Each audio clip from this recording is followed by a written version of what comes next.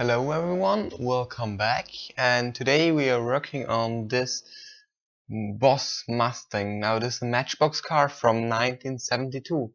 Now this is another build with the die-cast Mafia, and this time the theme was decided by Opa and it was Dragster, so this is my entry.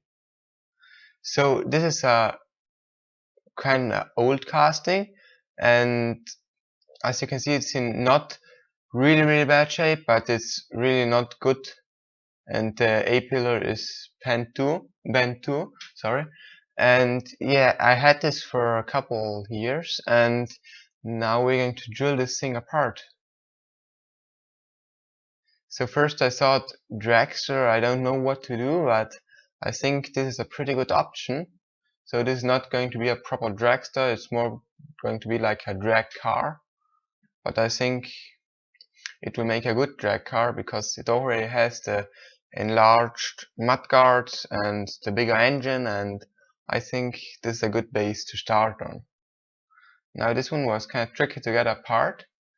I don't know, some fall apart, some go apart not too easy, but they go apart, and others seem to really not want to go apart, and this was one of them. But it came apart eventually, and here you can see all the pieces.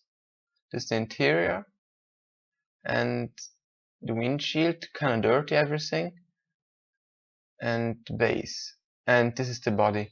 What I like about this one is the opening bonnet, because I think it lets it feel like it would be of a much higher quality, which it actually is.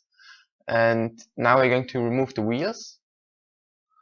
Now I will not be using the back ones, but I will be keeping the front ones, and that's because this is going to be a dragster, and the dragster needs really fat rear tires. So I'm going to use a paper clip as an axle, as you can see here, and those are off cassettes. Now when you open a cassette, those wheels are always inside when you open them. Yes, if you look at the cassette, you will immediately see them, and they are kind of different in every cassette, and this is a nice pair, and I decided to use this one. So I'm just clipping this off here, and then I'm going to have to try to flatten the axle. As you can see, this is slightly too long at the moment. I will address this of course later. And then now I'm going to use this thing here. I don't know how it's called in English. I don't even know how it's called in German, I think. I just use it. And I'm going to press this together really hard, so that it gets together. So now we got this thing together, although the axle is still too long, so I'm going to have to address this later on, because I don't like if the axle is too long. And the tires I made out of some I don't know how this is called, however you will see it afterwards. And yeah, so now we got the body and the interior. I had to cut the interior in the back. I really would have liked to keep this thing, but sadly it didn't get together with my big wheels in the back. And the tires I made out of a fuel injection hose. This is a thicker one, and I sanded it a bit when I put it into the drill. Sorry, and I think this is quite nice. And I also lowered the suspension a little bit so that this can still roll, but so that it looks really cool, as if they put a way too big tire in the back and they really had to use all the space in there. So now for the paint job, I decided to go for classic yellow, and because I already like the original color of the car, but I'm going for slightly darker yellow just to add a little of a custom touch to it. And I think also because it looks more realistic, and I like the combination with the black hood even better when it's a darker yellow. And this just, it's darker in real life than it looks now on camera at this moment, because it looks slightly too light on this picture here. So I sprayed 2 coats on there, and that should be quite nice.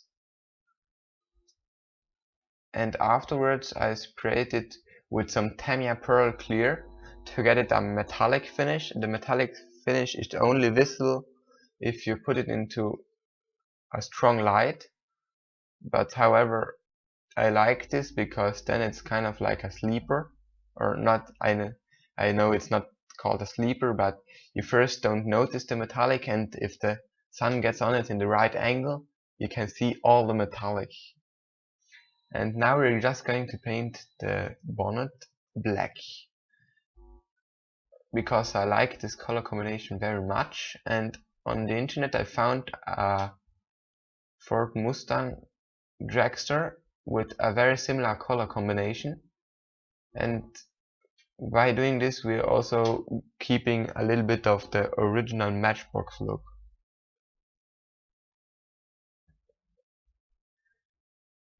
So this, to spray masked parts in black is always the nicest option, because you don't have to spray a lot until it looks good, because if I was spraying this in white, I would have to spray much more coats until you can't see the yellow anymore. And yellow is even a forgivable color. Imagine doing this with a black undercoat and a white color. That would be very hard. So now we are just putting on their second coat, because I want this thing to be really quite shiny. And then we're going to pull off the masking tape, and that's the thing I'm most excited about, because that's always kind of like Christmas. Okay, it's only like Christmas if it goes right, but if it goes right, it's like Christmas, because that's the first time you really see the color combination, and that's the moment where you see wow or veh. When it looks ugly, it's not nice, but if it looks good, like in this case, it looks it's really nice. And the masking line is not perfect, because I didn't only spray the bonnet, but I sprayed all the way back to the windshield. But I think the combination looks good, and that's what is most important for me. Now, if we're going to put this thing on a drag strip to don't roll over, I'm going to put in a little bar in the back, so that if it does wheelies, it doesn't fly around. So I'm just drilling some holes in the bumper, and I snapped my 1mm drill doing this, so I had to use the 1.5mm drill, and I had to use a thicker rod, and in times of Corona you can't get a new drill, but no problem.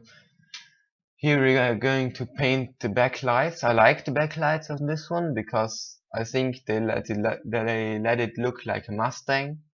If you screw up those backlights, the entire car is going to look stupid from the back. Luckily I didn't so much, and I painted the front bumper in yellow. Now I'm going to add some touches to the interior. I've painted it black, and now I'm going to put some extra detail in there. I'm just painting this on.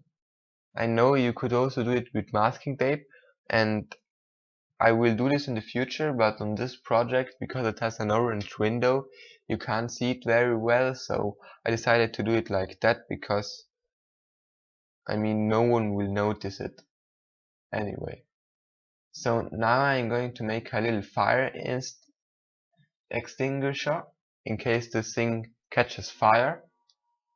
This is an electronical piece. It's called a Widerstand in German, and this is broken because at my local school there is an electronics class, and they got kind of like a little bucket with all the broken parts in there, and I fished this one out of there, and I'm going to use it for fire extinguisher because I just like the shape of it, and they would have thrown it away, so I use it like that. And now I'm going to use the Revel Clear Parts Glue because it's not the nicest glue. It's similar to the Uhu glue. I don't know if you know this in America.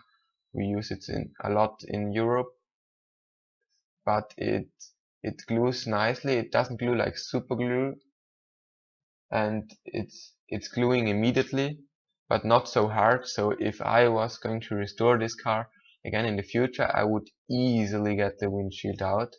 And it also doesn't do any white. This is Revel glue, if you're wondering. So you can see there's a tiny bit missing on the windshield, really tiny bit, but I chose to leave it like this because I thought everything I'm going to do to it would only make it worse. Now we're going to put this entire thing together, and I think this looks really nice like that.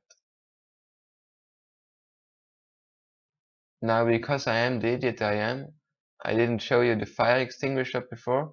So here you can see it in the legroom,